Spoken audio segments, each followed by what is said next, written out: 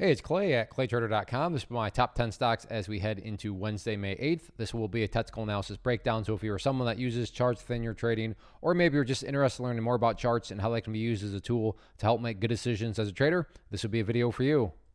First off, a couple clarifications. Number one, the candlestick that you see right there will still be moving around. That is because the market's still open for a small amount of time. But I do like to do these videos when the market is still open because sometimes we can capture some really interesting late day price movement.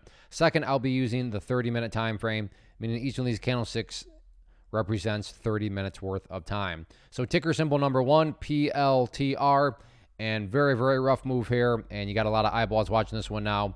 And what I'm very curious about, I want to squeeze things out, just give a little bit more perspective, is you can see it's gone down a whole lot, but it's not quite, all the way back to where it was from several weeks ago down around here. So yes, don't get me wrong, today was bad, but I mean, it could have been worse. It could have been down all the way at these lows. And quite frankly, it's not even that close to where it was right there. So just kind of more of the macro sense right there. Now, the very near term, what's very interesting here and what makes this fascinating setup is the price has at least started to go sideways right here. Change that to green for support at 21.35. Now, let me be very clear. I wish I could say trading was just as easy as saying, oh, look, the price gap down is now going sideways. Therefore, without doubt, this thing is getting ready to turn itself back around. Doesn't quite work like that. My point here is it becomes a lot more plausible at this point to suggest that, okay, looking like this thing could be bottoming out. The selling pressure may be done because it has at least started to go sideways. But again, if 21.35 gets destroyed, well, then that all goes out the window. But as of right now, it makes sense to at least throw that out there and keep an eye on it from that dynamic. So if you like these situations where you get big move down and then you get a sideways movement and then you can say, okay, maybe this is a leading indicator of a bounce to come, then I definitely keep an eye on PLTR. Next one, PEGY. Very nice pattern here, has taken shape. So let's just get the pattern drawn into place here. So we have the resistance part of the pattern. I probably didn't make it need it that much. Then we have the support part right there. Let me change that to green to, again, represent support. Then maybe make the pattern easy to see. Let's just keep it all one color. So we have our resistance. We have our support. We have the big explosive move right there. If you golfers out there, try to make it more visual, put the golf hole down here, and this would be known as a bull pennant pattern. So no guarantees, but is it plausible? Is it valid to think that if the price comes up here, it gets a break up through the top part of that pattern, that break in and of itself could create additional buying pressure? That is certainly a plausible thought process to have. So if you like penny stocks, you like bull pennant patterns, definitely keep an eye on it. Next one, PTON. Very nice mover today. And this thing has, made quite a bit of progress when you think about that. Not that long ago, this thing was down here, and now it's all the way up here. Still a lot of work that needs to be done from more of a bigger picture standpoint, but everything's got to start somewhere. And as long as this thing keeps putting in higher highs and higher lows, that is the name of the game. So I'm going to go ahead and zoom in here a little bit. Main area of resistance headed into Wednesday, definitely going to be right up there at, let's see, what is that? $4.20. Going through the history of things, you can see right there, rejected, and then after all afternoon long, just kind of staying right here below it. But what makes that interesting is the price is still very close to it. What makes it valid to think that the price could push up through there. I mean, if the price was all the way down here, I mean, sure, it could still happen, but that would imply that the price would have to travel all the way up there just before it could do battle. But in this situation, the price has got to travel all of that distance before it can start to do battle with that 420 mark. So again, that doesn't guarantee that it'll break through it. It just makes it more of a reasonable possibility that there could be a breakout of that key level right there. In terms of levels of support, I like this trend line right here to keep an eye on as that main area of support. So keep an eye on that. And then I guess maybe I'm fitting a square peg through a round hole.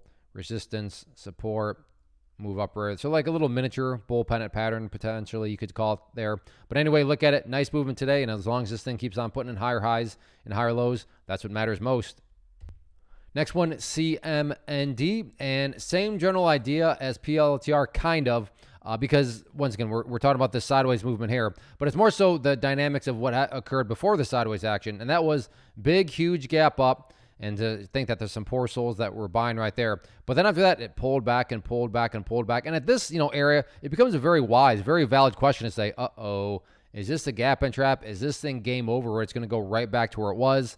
And we got our answer. And no, it did not continue. It at least started to go sideways. So as I already talked about, just because it's gone sideways, does that mean that this pullback is over and that this thing's getting ready to head back up? Of course not, but it sure makes it a whole lot more plausible. So same general idea. If you like these movements where you get the big gap up, then you get a nasty pullback, but then it starts to go sideways, and you like to keep an eye on it and see, okay, is this some sort of bottom before another move up? Definitely keep an eye here on CMND. Next one here, MARA, drew this pattern in yesterday. And yes, this pattern has been broken to the downside. But the good news, so that's the bad news, pattern broken to the downside. The good news is, by no means was it some sort of break and then massive collapse. It was a break and it bled slightly to the downside. So by no means anything terrible, more of an annoyance than anything else because, yeah, had the price been able to maintain and then break to the upside, that would have made the chart look that much better. But again, that movement to the downside there does not ruin anything or anything even close to that. So I'm just going to go ahead and extend this area of resistance out that was pertaining from yesterday. I think that's still going to be an important level to watch moving forward. And then in terms of areas of support now moving forward, really the most straightforward way to gauge this is just to watch that purple line right there, which on my chart denotes the famous 50-period moving average. Keyword there being moving. So as time goes by, that line is going to move itself higher and higher. So eventually that will get even more relevant. And essentially you have, if I use this as a trend line, so you have that support, you have that resistance. So there's basically kind of an overall wedge here that's starting to take shape. And eventually, as you can see right here, the wedge is going to run out of room. And then at that point, it's got to make a decision. Which way does it go? That's what makes it spicy. That's what makes it very entertaining. But it's not quite there yet. But overall, like I said, yes, a little bit of a disappointing day that it broke through the downside, but by no means did it crash through the downside or anything like that. So overall, the trend is still plenty in the bull's favor. Real quick, want to take a break and personally invite you to get signed up for this free live online webinar that I'm offering later on in the week. So if you've been enjoying what you've seen and you want to learn more about this tool, how it can and should be used to build consistency and manage risk, then definitely get signed up for the free live class. If you're watching on YouTube, there's a link down in the description box, or if you're watching at my site, there's an area right there on the webpage you can use to get signed up. So like I said, if you've been enjoying, then definitely get signed up for the free live class. Next one, ticker symbol ESPR, and pretty straightforward situation, or at least on the resistance side of things. You can see right here, right up here around $2.50. Every single time the price got up there, the momentum just disappeared right there. The price got directly rejected off of it. And then mid-afternoon, you can see right there, price got above it on 3 separate occasions, but every single time the momentum again just disappeared and the price could never gain any sort of upside pressure to continue on in the upwards direction. So that'll be the main battleground to watch moving forward. Not necessarily to break, because again, the price has not had problems breaking up above it.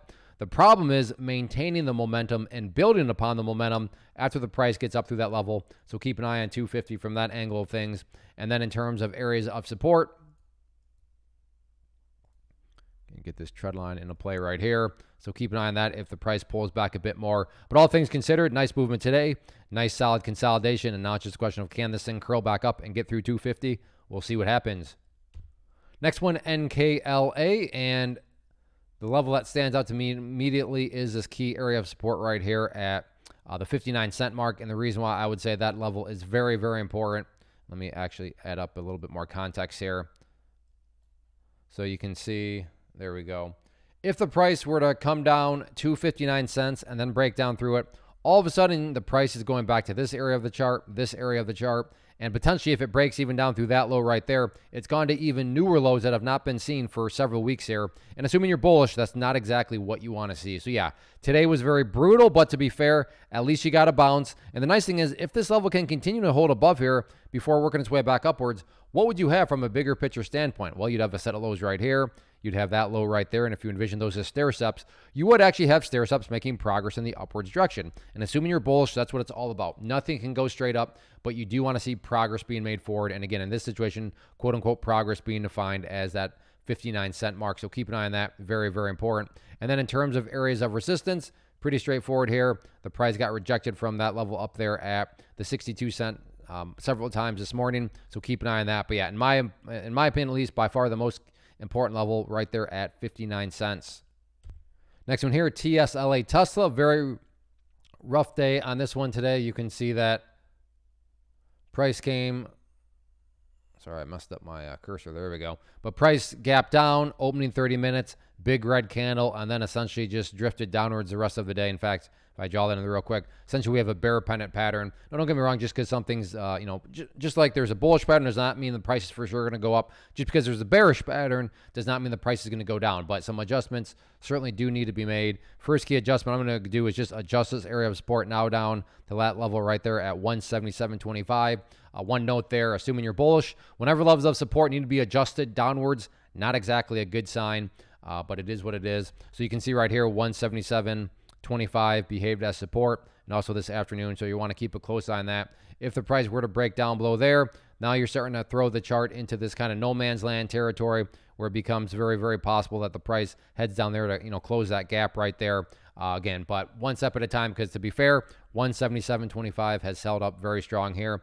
If there is any sort of attempted bounce, yes, you still do have the overarching level up here at 187.85, but the more key nearer term level would be the purple line there, that 50-period moving average. But anyway, you look at it, very rough day here today for Tesla. Next one, RIVN. This is a very tricky chart to talk about from the presentation standpoint because it's all about perspective. What do I mean? Well, if you're some sort of day trader, flipper, scalper, whatever you want to call yourself, and you bought right there and your plan was to buy and sell within 20 minutes, well, then from that perspective, the chart looks really, really bad. With that being said, even with the pullback here, check out where the lows are. So right here is the low from today. Then you look at that low. Then you look at this low. And then you look at that low, and if you envision each one of those as stair steps, once again, what do you notice? Well, you still have stair steps making progress in the upwards direction. So like I said earlier, as nice as it would be for things to just go straight up, that's not how the market works. Things need to go through pullbacks and consolidations. That's all part of it. But as long as those pullbacks and consolidations are occurring at higher levels, that is healthy, and that's what we have right here. Once again, I understand that I sound crazy if you're some sort of day trader and you bought right there and you're saying, what are you talking about? This chart looks healthy. This chart does not look healthy. It looks terrible. You're right. From that angle, from that strategy, it looks terrible. But that's where I'm trying to distinguish. I'm making these comments from more so the big picture standpoint. So yeah, big picture wise, even with the bigger pullback today, the price does still have plenty of opportunity to build that higher base. And that's what matters most. Next one, TQQQ. And overall, assuming you watched the video from yesterday, then this should all make a little bit more sense. But if you did, hopefully you remember me talking about that red line up there at 59.20. Put that into place. And right here, the power of charts. Check it out. And if you don't believe me that I had that red line there, I'm not offended at all. Maybe I'm a total stranger. Just go back in the video archive, watch that video, and you'll see I had that red line right there. But I mean, the power of charts, so I'll turn that into a quick plug. Definitely go get signed up for that free webinar. But right here, 59.20 was the area of resistance that I talked about, and it is indeed acting as an area of resistance. So nothing there to report other than the fact of that, yeah, confirmation. 59.20 does have several sellers apparently setting up around that area, so you want to keep a close eye on that. In terms of areas of support, I'm going to go ahead and adjust this area up here and call 57.90 that ideal level. And you say, Clay, what would make this chart look the absolute strongest going forward? Definitely if the price can stay above 57.90. But from the big picture standpoint, just continue to watch that purple line there. Again, the moving average. So as it moves itself higher and essentially serves as a trend line, that's going to draw itself for you. As long as the price stays above that uptrending trend line, then overall the trend is still in the bull's favor. Yeah. So nice day today. Still, worrying about 59.20, but we'll see how that moves on going forward. Real quick, if you trade Bitcoin, I'm going to do a bonus Bitcoin analysis here at right after I get done with this though. But for you stock traders, go get signed up for that free class. Thursday, May 9th at 7 p.m. Eastern Time, and I hope to see you there. Now let's talk some Bitcoin. One quick disclosure here. We are now looking at the 4-hour time frame instead of 30 minutes. So each candlestick here does not represent 30 minutes. It represents 4 hours. And I do this time frame because Bitcoin is open 24/7, and I want this analysis to remain relevant for as long as possible. So that allows me to do it. So nothing has really changed, assuming you watched the Bitcoin analysis from yesterday. And we'll just go through some key questions here.